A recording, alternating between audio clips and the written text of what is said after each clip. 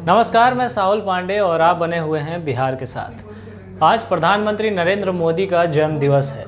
एक और जहां उन्हें बधाइयां मिल रही हैं लोगों की तरफ से, तो वहीं दूसरी तरफ देश में कई जगहों पर बेरोजगार युवा बेरोजगारी दिवस मना रहे हैं।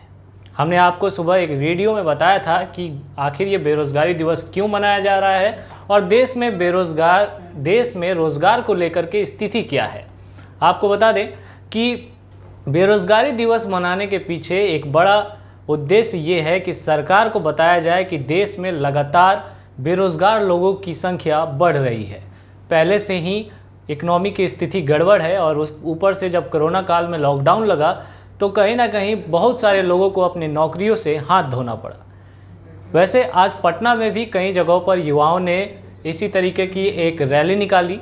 ये जो वीडियो आप देख रहे हैं ये ऐसे ही एक वीडियो में से एक है, जहां डाक बंगला चौराहे से लेकर के विधान सभा तक जो है बेरोजगार युवाओं ने एक रैली निकाली, लेकिन बीच रास्ते में ही पटना हाईकोर्ट के पास इन लोगों को पुलिस ने रोक लिया। पुलिस से इनकी बहस भी हुई और उसके बाद फिर किसी तरीके से पुलिस ने इन सबको, जब बात आगे बढ़ी तो गिरफ्तार कर लिया।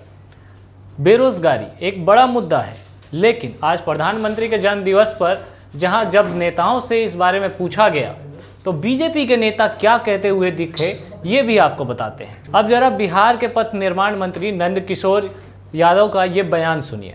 देखिए, बिहार की जनता ने तय कर लिया है कि नेता प्रतिपक्ष की बेरोजगारी समाप्त नहीं होगी। रोजगार उनको नहीं मिलने वाला है। वो प्रपंच करके सत्ता का रोजगार प्राप्त करना चाहते हैं। बिहार की जनता उनको नहीं देने वाली। नंदकिशोर यादव के बयान के अलावे आप बिहार बीजेपी प्रदेश अध्यक्ष संजय जायसवाल का भी ये बयान सुन लीजिए। उनकी बेचारों की बेरोजगारी का बहुत बुरा हाल है। 15 साल से बेरोजगार हैं, तो सोच रहे हैं कि झूठ फैला करके कहीं हमारा रोजगार चल जाए, वही मना रहे हैं। वरना वो एक उदाहरण तो दे कि उनके समय में कितनों को रोजगार मिला था। यानी इनके हिसाब से बेरोजगारी एक राजनीतिक मुद्दा है, जमीनी मुद्दा नहीं है।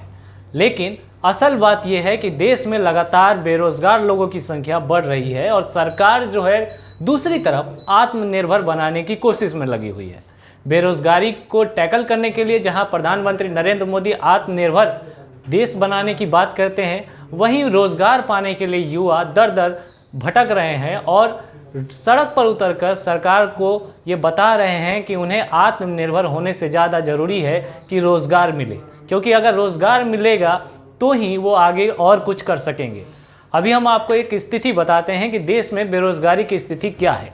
देश में बेरोज़गारी की बात करें तो सांख्यिकी संगठन के जो आंकड़े सामने आए हैं उसके अनुसार देश में बेरोज़गारी की दर 6.1% है, जो पिछले 45 सालों में सबसे ज़्यादा है।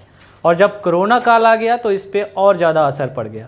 इसका अंदाज़ा centre for monitoring Indian economy के आंकड़ों के अनुसार लगा सकते हैं, जो बताती है कि देश के इतिहास में सबसे अधिक 27.11% बेरोज़गारी की दर हो गई है। देश का हर चौथा नागरिक आज के डेट में बेरोज़गार है। तो आपने सुना कि देश का हर चौथा आदमी बेरोज़गार है और बिना रोज़गार के युवा क्या करेंगे? युवा सड़क पर ही उतरेंगे। ऐसे में नेताओं को सोचना चाहिए कि बेरोज़गारी एक बड़ा मुद्दा है। खास तौर पे उन नेताओं को ये बयान देने से पहले सोच लेना चाहिए कि जो सत्ता से जुड़े हुए नेता हैं, यानी बीजेपी हो या फिर बिहार में एनडीए संगठन से जुड़े नेता हो, उन्हें ये सोचना चाहिए कि बेरोज़गारी कितना बड़ा मुद्दा है और युवाओं के लिए रोज़गार का महत्व क्या है। ये बात अलग है कि विरोध के रूप में आज युवा प्रधानमंत्री के जन्म दिवस पर जो है बेरोज़गारी दिवस मना रहे हैं। आखिर युवाओं को ऐसा करने की ज़रूरत क्यों पड़ी, ये सोचने वाली बात है और नेताओं को इस पर ध्यान देना चाहिए। अगर देश में बेरोज़गारी ख़त्म होगी तो ही देश का विकास सही तरीके से होगा और युवा अपना सहयोग देश के विकास में देंगे, ना कि सड़कों पर उतरकर इस तरीके से नारेबाजी करेंगे सरकार के खिलाफ। फिलहाल ये तो नेताओं के ऊपर है और फिर चुनाव है तो चुनाव में फिर युवा शक्ति तो सब कोई जानती है कि युवा शक्ति क्या कर सकती है। फिलहाल इस रिपोर्ट में इतना ही। आप बने रहें बिहार के साथ।